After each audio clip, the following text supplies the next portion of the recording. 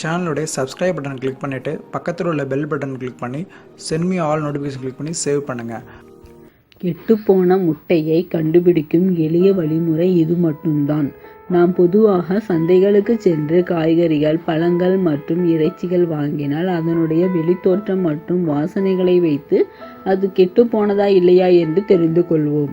ஆனால் முட்டைகள் வாங்கும்போது அது கெட்டுப்போன முட்டையாக இருந்தாலும் அல்லது நல்ல முட்டையாக இருந்தாலும் அந்த முட்டையில் இருந்து எவ்வித வாசனையும் வராது.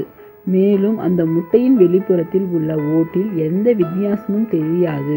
கெட்டுப்போன முட்டையை மிகவும் எளிதாக கண்டுபிடிக்க சூப்பரான டிப்ஸ் இதோ.